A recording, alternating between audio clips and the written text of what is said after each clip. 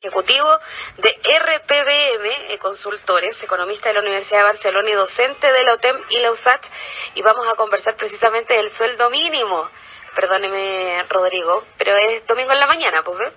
No te preocupes, no hay ningún problema. Nos costó contactarlo, de hecho, y ahí yo me traspapelé de entrevistado. Pero, por supuesto, le damos la bienvenida también, Rodrigo, para hablar de un tema que ha generado un amplio debate también en nuestro país y que tiene que ver con este anuncio del acuerdo que logró el gobierno con la Central Unitaria de Trabajadores para avanzar hacia el sueldo mínimo, incluso antes de lo que tenía presupuestado el gobierno hacia el 2025, ¿no? Sí, exactamente. Pero ahora, claro, entran las dudas, considerando que se da también en el marco de la aprobación del proyecto de 40 horas, entonces parece que hay como una presión importante para un sector que va a tener que cumplir tanto con una cantidad de sueldo como también con cantidades de hora. ¿Cómo es que esta idea se puede aplicar a nuestro país? ¿Estamos en condiciones de llegar a esta alternativa? Porque es un sueño para muchos trabajadores, pero en la realidad, ¿es posible llevarla a cabo? Bueno, la verdad es que va a tener que ser posible. Lo de las 40 horas ya es una realidad, Claro. ya se promulgó la ley. Ahora solo queda confirmar este acuerdo que llega al gobierno con la CUT, donde efectivamente se plantea un principio de acuerdo donde se genera un aumento del sueldo mínimo, tanto escalonado. Hay uno que se debe hacer efectivo desde el 1 de mayo, después del 1 de junio, para terminar en junio del 2024 en 500 mil pesos. Eso, tal como tú mencionas, es positivo para una parte de la población, que efectivamente es la población que recibe el sueldo mínimo, pero genera una presión importante sobre los pequeños y medianos empresarios, fundamentalmente, que son aquellos que pagan aproximadamente el 60% de los sueldos mínimos que hay en Chile. Y son aquellos que además han sido más afectados producto de la pandemia y producto de todos los vaivenes que ha tenido la economía de los últimos 3 años. Entonces, efectivamente, genera una presión muy importante y un desafío también. Y yo, una de las cosas que normalmente digo es que hay un desafío que para el país en general, tanto para los trabajadores como para los pequeños y medianos empresarios, como así mismo para el gobierno, que es un aumento en la productividad, cosa que esto no implique efectivamente un aumento importante en el desempleo. En la medida que las empresas y los trabajadores seamos capaces de ser más productivos, no nos generaría una problemática importante llegar hacia las 40 horas y además de eso poder generar un aumento en el salario mínimo y sin que tenga grandes complicaciones. Ahora, este reajuste es... Bueno, entendemos que estamos en una complicación en términos económicos, pero que las complicaciones también se superan, ¿no? Ajá. Y en ese sentido se propone hacerlo gradualmente, o sea, uno de los aumentos sería a partir de este 1 de mayo del 2023 y sería de 440.000 pesos y después una segunda alza a partir del 1 de septiembre también de este año para llegar a los 500.000 pesos ya en junio del próximo año. ¿Ve usted posibilidades de que, por ejemplo, las pymes puedan cumplir con esta opción? Es complejo, pero una de las cosas que se ha estado conversando y que se requiere para esto es una ayuda del gobierno, tal como se desarrolló en el último aumento, ¿no? Donde hay subvenciones que de hecho terminan este mes, en el mes de abril, donde parte del aumento hay un subsidio del gobierno que ayuda a las pymes a cubrir ese aumento. Y una de las cosas que se le ha solicitado al gobierno, en este caso al ministro de Economía, es establecer estas políticas para subsidiar a los pequeños y medianos empresarios para que puedan cumplir con este aumento. Si no, la verdad es que se va a hacer muy, muy difícil. Pero seguramente tengo la impresión que dentro del gobierno, cuando se genera este acuerdo, ya hay conversado ciertos fondos para precisamente establecer estos subsidios a la pequeña y mediana empresa para que pueda cumplir con esta política, que además es una de las grandes promesas que realizó el gobierno en tiempos de campaña.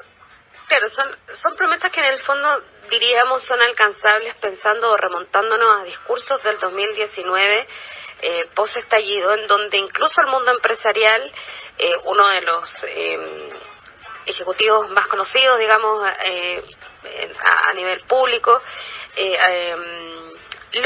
Andrónico Luxich, dice es momento de ceder y también de aumentar los sueldos y es posible llegar a los 500.000 pesos. Eso lo dijo en el 2019. Entonces se entendía que había relativamente una apertura también de las grandes empresas a entender que el modelo no estaba funcionando como veníamos, digamos. En ese minuto estábamos en 300 y algo, ¿no? Claro, ahí la problemática está en que habría que observar cuántos de los trabajadores que están en las empresas del señor Luxich realmente reciben, en este caso, el sueldo mínimo. Te diría que no sé si hay alguien que lo reciba. Entonces, porque este salario en general no afecta a las grandes empresas, sino que afecta a la pequeña y mediana empresa, que tal como te mencionaba anteriormente, hay estimaciones que dicen que el 60% aproximadamente de las personas que trabajan por el salario mínimo son de pequeña y mediana empresa. Es ahí donde se produce la presión, más que para los grandes empresarios. Es por eso que en la medida que el gobierno haya llegado a este acuerdo, necesariamente una condición que va a tener que cumplir es ayudar a la pequeña y mediana empresa para poder cumplir con este acuerdo. Si no, se va a hacer un acuerdo muy pesado que puede tener consecuencias muy complejas para el desempleo en este caso. Ahora, eso es uno de los factores que se ha ido visualizando, como decíamos, el factor 40 horas y también el aumento del sueldo mínimo podía provocar de alguna manera un estancarse en materia de empleo, pero también podríamos retroceder importantemente en el desempleo, ¿no? Exactamente, o sea, hoy día nosotros estamos observando producto del estancamiento económico que vive Chile y que va a ser durante todo el año 2023.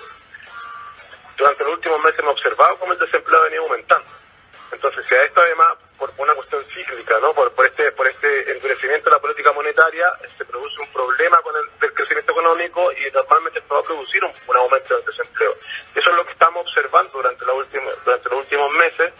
Y esto podría profundizarse en la medida que se generen condiciones que encarezcan la producción, como son las 40 horas y como son el sueldo mínimo. Ahora, esto es la única forma de poder convertirlo en una oportunidad, es con que los trabajadores sean más productivos. Y ahí donde viene el desafío para todos, tanto para los trabajadores como para los pequeños y medianos empresarios, para el gobierno. Porque ahí está el punto. Necesitamos hoy día que las empresas sean más productivas, y esto incluso va a tener implicancias súper importantes para el país. Ya lo decía la autoridad del ministro Mario Marcel, necesitamos que el país vuelva a crecer a tasas más altas que el 2-3%, que es lo que estamos creciendo hoy día, y la clave en ese punto es fundamentalmente la productividad total de los factores, que tiene que ver con esta forma de ser más productivos los trabajadores. Ahora, ¿cómo es que hacemos más productivos a los trabajadores? Y esto ya con peras y manzanas para poder entenderlo, porque cuando estaba la discusión de las 40 horas se entendía que el trabajar menos horas te convertía en alguien menos productivo. Eso, bueno, con distintos estudios se ha determinado que no necesariamente la cantidad de horas trabajadas necesariamente son una mayor productividad. Sí, efectivamente, lo que necesitamos un poco es ir generando conciencia de que la cantidad de horas que estamos en el trabajo no debieran ser relevantes o tan relevantes a la hora de determinar cuánto producimos, sino que es la capacidad de estar produciendo en poco tiempo. Y para ello necesitamos una serie de elementos, ¿no? Efectivamente, nosotros en términos culturales somos bastante menos productivos, somos de llegar a tomar desayuno a la oficina, ese tipo de prácticas son las que tenemos que ir alejando. Pero además hay desafíos más estructurales que tienen que ver con la capacitación. Necesitamos que los trabajadores tengan mayores niveles de capacitación, solo de esa manera van a poder ser más productivos, poder utilizar un poco el tema que decías tú que venía después, que tiene que ver con la inteligencia artificial y con las distintas tecnologías. Tenemos que generar esa capacidad para que los trabajadores sean más productivos, esto es decir, producir mucho más en menos tiempo. Y de esa manera vamos a poder tener los beneficios que implica tener 40 horas de trabajo semanales y tener un salario mínimo mayor, sin generar un impacto negativo a la economía en general, que en este caso afectaría fundamentalmente a los niveles de empleo. Ese es el desafío principal hoy día, y por eso que hay una parte importante que tiene que venir desde el gobierno, ¿no? Que tiene que venir desde programas de capacitación. Efectivamente ya hay una modificación, por ejemplo, en la franquicia Sense, donde la franquicia Sense, que es estos fondos públicos orientados a la capacitación de los trabajadores, sufrieron un importante aumento. Entonces hoy día muchos trabajadores se van a poder capacitar a un costo cero. Las empresas van a poder desarrollar ese proceso de capacitación de sus trabajadores. Entonces hay programas que van orientados a eso, pero hoy día es el momento de potenciarlos mucho más y desarrollarlos para poder aprovechar esto y que estas 40 horas y este aumento del salario mínimo se convierta más en una oportunidad que en una amenaza para las pequeñas y medianas empresas. Ahora, ese es un punto importante, hablando de la capacitación. Suele pasar, lo hemos podido ver a lo largo del tiempo, en que el trabajador muchas veces tiene miedo a este aprendizaje, porque entiende también que su trabajo se ha hecho toda la vida de tal manera, mi experiencia es la que también cuenta, llegan generaciones más jóvenes a enseñarme cómo se hace tal cosa y en realidad por años lo hemos hecho de tal manera. En ese sentido también hay que hacer un llamado precisamente a la clase trabajadora también para que se incorpore y también sea una oportunidad para ellos mismos, ¿no? Exactamente. Ese es el desafío, como te decía, es un desafío que abarca a la organización completa, incluso el país. Necesitamos que tanto los trabajadores tengan esa conciencia, tal como tú mencionas, que en la medida que se capaciten más, no es una amenaza, sino que es una oportunidad para ellos, para obtener mayores ingresos, para trabajar menor cantidad de tiempo. Para el empresario va a ser importante porque solo de esa manera va a poder hacer que su empresa y sus trabajadores estén más contentos, su empresa sea más productiva y el país también lo necesita. Entonces necesitamos que todos estos actores tengan conciencia de esto para poder desarrollar este programa de capacitación y de mejora continua y así el país va a llegar a un mejor estado y cada una de las empresas. Entonces vamos a estar todos estos actores mejor, tanto los trabajadores como los pequeños y medianos empresarios, y el país en general va a tener también consecuencias positivas. Ahora, uno como trabajador tiene que abrirse en estas expectativas porque también probablemente también va a cambiar la forma de trabajo, ¿no? Muchas labores como las entendíamos probablemente van a mutar a otra forma de trabajo y en ese sentido la capacitación se hace fundamental, como tú nos dices, Rodrigo Palma. Y ahora en esto, bueno, es importante también que el gobierno tenga esta apertura o una mejor accesibilidad a distintos programas educativos para los trabajadores. Nos contabas ahí que SENSE también va a flexibilizar o a mejorar el acceso de los trabajadores a estas alternativas. Ahora, en ese sentido, ¿es solo para quien se encuentra trabajando o estas opciones también son para quienes están buscando trabajo? ¿Se pueden capacitar previo a encontrar, digamos, un puesto de trabajo? Eso se tiene una variedad de programas para generar capacidades para aquellas personas que no están trabajando, tiene programas específicos para jóvenes y dueñas de casa, y además estableció hace un tiempo atrás un programa donde las empresas pueden capacitar a futuros trabajadores, y todo esto financiado con esta franquicia tributaria, es decir, no sería un costo para la empresa.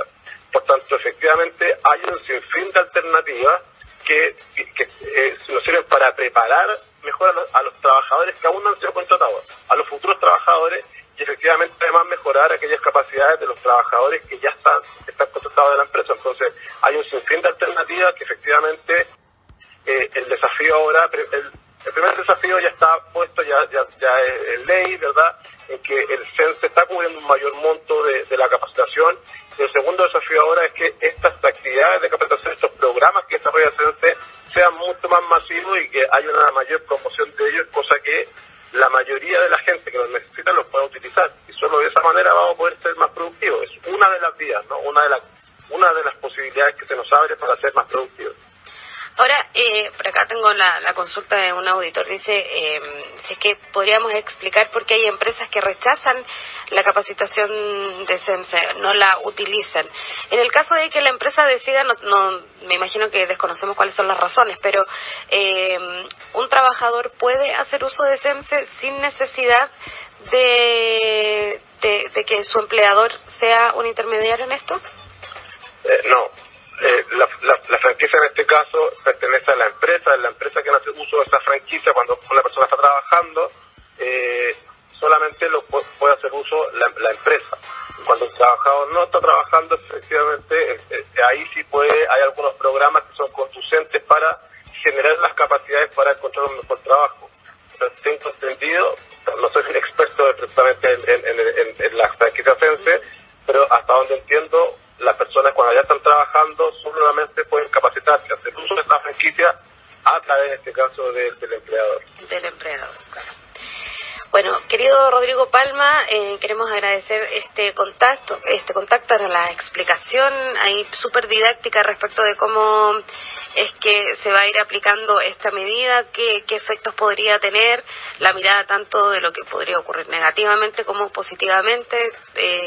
Nos quedamos con lo positivo para poder mejorar. La idea es poder crecer. Ya lo han dicho todos los expertos en todos sus idiomas, ¿no? Que ya acá la plata no va a crecer de los árboles, hay que producir, y esa producción es un círculo virtuoso. Tienen que ser empleadores, Estado y también los propios trabajadores. Así es que queremos agradecerte toda esta explicación y también desearte un buen fin de semana.